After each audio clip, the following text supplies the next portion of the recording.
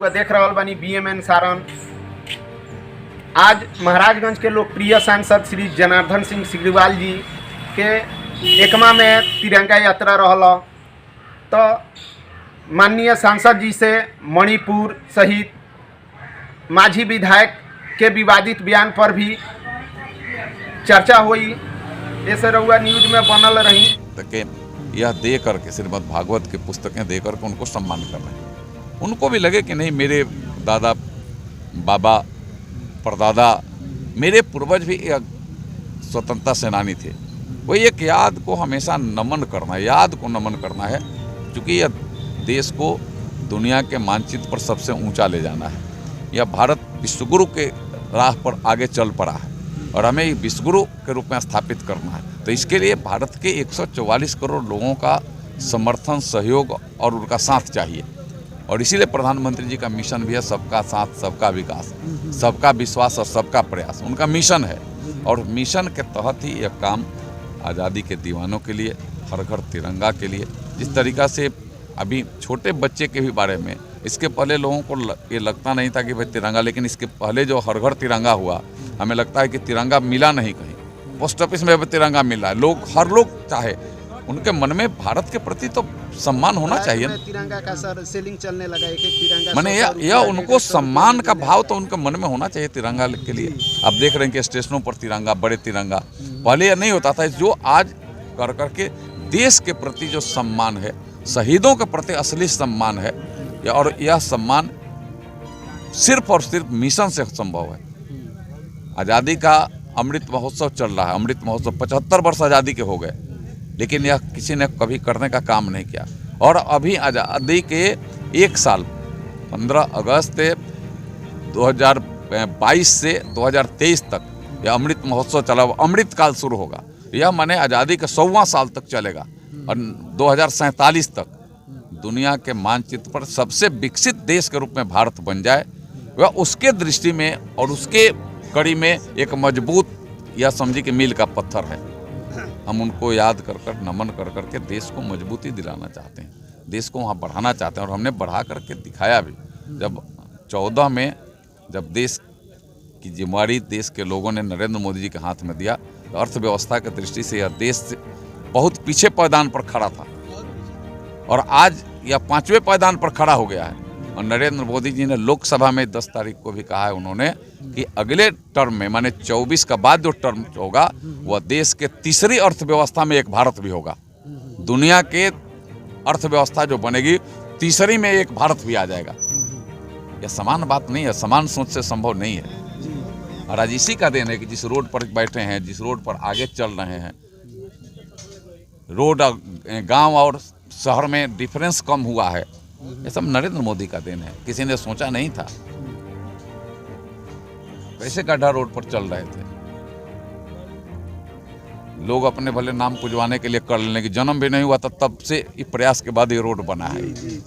ये रोड जब जन्म नहीं हुआ था कुछ लोगों का, तब इसके बाद जन्म इन सेंस राजनीति में। अब व्यवस्था के तहत अपना जो कह लीजिए, लेकिन जितना कोई सब लोग अपने में लेते गए। कोई कहाँ से लेगा? उसको पता भी है कहाँ से बना है, उसको पता भी नहीं होगा। पूछे तो पता भी नहीं होगा। पता रहता था यहाँ तो कचरा तो था ही, पहले कचरा तो बनाना ही चाहता था फिर, लेकिन यहाँ से भगा करके विधानसभा के चुनाव के पहले भगाए, इसका ऑर्डर करा करके तब इसको ठीक से अलग से 4 करोड़ रुपए का अलग से रोड बना है, टेंडर हुआ, अलग से करा करके इस काम को किया गया। श्रेय कहाँ से ले लेगा? श्रेय लेने से नहीं होता, श्रेय करने से होता है। श्रेय करने से होता है। आज भी तो मोदी जी को लोग गरिया रहे हैं, लेकिन गाड़ी दे रहे हैं, अपने गाड़ी खा रहे हैं। गाड़ी देकर अपने गाड़ी खा रहे हैं, गाड़ी दे रहे हैं और उनका अपने गाड़ी उखा रहे हैं। जो दुनिया के सबसे लोकप्रिय व्यक्ति हो, इसको भी वाला करने वाला। सर, लगातार देखा जा रहा है कि मणिपुर को लेकर विपक्ष लगातार मणिपुर में नहीं है। मणिपुर के बारे में आप जानिएगा तो मणिपुर की समस्या के निदान के लिए प्रधानमंत्री जी जितना पहल किया, आज तक मणिपुर में आज नहीं हुआ। आपको ध्यान में होगा कि इसी देश में जब कांग्रेस की सत्ता थी तो वहाँ सेना के जहाज से मणिपुर के ऊपर हमला कराया गया, भारत की सेना के जहाज से। एक दो लोग नहीं मरे थे, हजारों लोग उसमें हताहत हुए थे। और उसके खिलाफ में जब लोकसभा में आया तो उनके राज्य मंत्री 2 लाइन का एक जवाब लोकसभा में दिया, राज्यसभा में दिया था। राज्य मंत्री, राज्य को पता है हमारे इस अभी नरेंद्र मोदी जी के शासन में राज्य मंत्री 23 दिन जाकर के मणिपुर में कैंप 23 दिन कैंप किया था। अमित शाह जी 3 दिन लगातार वहां कैंप किए। 36,000 से ज्यादा सेना के जवान भरे गए हैं वहां। आपसी कटुता को कम करने के लिए आपसी भी बात की जा रही है। यह समान बात नहीं है जो भारत समाज से और सबसे बात कर करके, और आज समान स्थिति बनी है। पहले जिस दिन शुरू हुआ था उससे आज बहुत कम हो गया है, कंट्रोल हो गया है। मणिपुर के तो उनका एक अलग से बहाना है। आपने क्या किया, आप तो सत्ता में रहे, आप किए क्या है, जब आपका पर्दा खोला जा रहा है तो आप बेचैन हो जा रहे हैं। आपको आपके बेथी पर जू नहीं रेंग रहा है। अब क्या किए थे आप, कैसे मारे गए उतना लोग, कौन सत्ता में था उस समय? उस समय इंदिरा गांधी देश के प्रधानमंत्री थी। क्यों भारत का सेना के जहाज वहां जाकर के हमला किया था? और आज नहीं, पहले भी कभी 700 लोग, कभी 500 लोग ऐसे आपसी द्वंद्व में वहाँ होते रहा है। वहाँ सबसे बड़ी बात है कि म्यांमार से लगा हुआ वो क्षेत्र है, आपको डीप बता रहे हैं, और उसके वजह से वहाँ के आने जाने, और वही वहाँ पहाड़ी और तराई, वह 2 स्थान है, और उसी का कोई झंझट चल रहा है। वो सारे चीज़ों को समान करने करने की दृष्टि से सरकार भी रात दिन प्रयत्नशील है कि उसको समान हम कर दें, और हमें सफलता मिलेगी। हमें सरकार ने दोनों स्तर पर अपील की है कि उसको आप सफल बनाएं, लेकिन जो कर रहे हैं वो उनके ज़माने में हो गया तो कोई बात नहीं, और आज हो गया तो बहुत खराब हो गया है।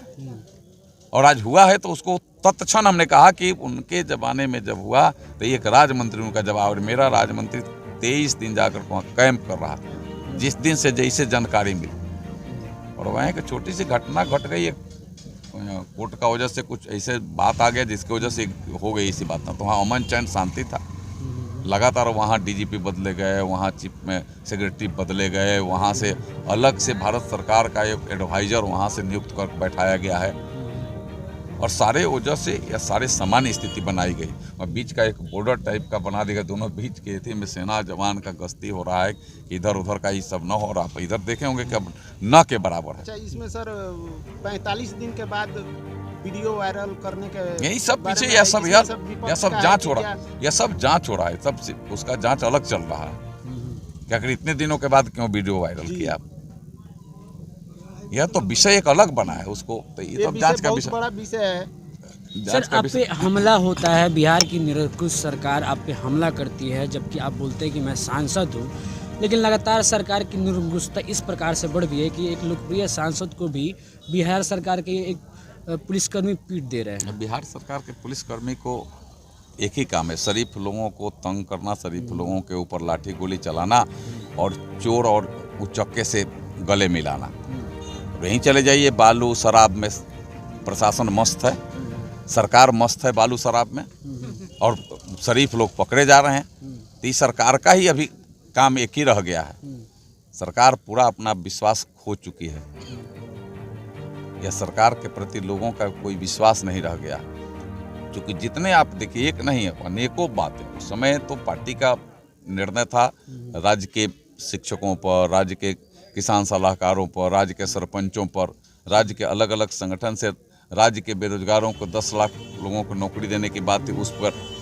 तो बीजेपी के जवान को, चाहे राज्य के जवान को आप लाठी गोली चला करके नहीं बंद कर सकते हैं, यह ताकत नहीं है।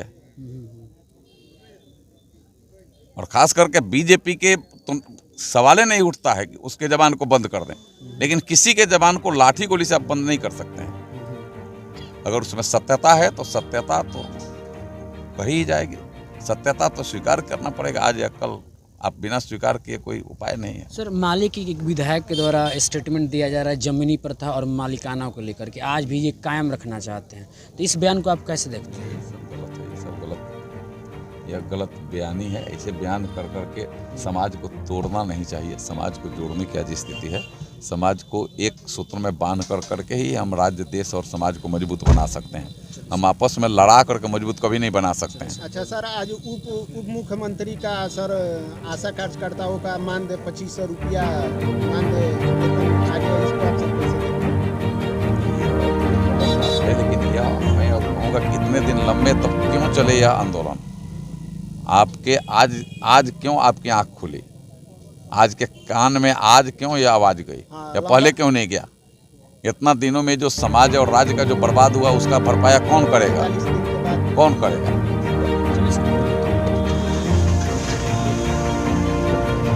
और वो देख सकत नहीं कि अभी सांसद साहब मौजूद रहने तमाम मुद्दा पर बात भैला और वह देखते रही मैच बॉक्स। धन्यवाद।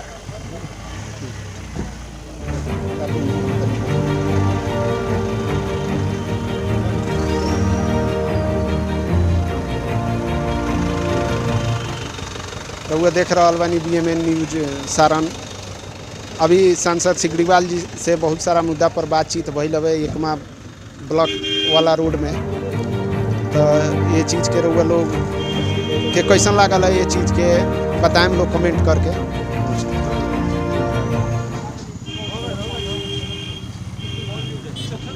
आई पकड़िए एकमा ब्लॉक वाला रोड में। तो ये चीज़ के रउआ लोग के कैसन लागल है, ये चीज़ के बताएम लोग कमेंट करके।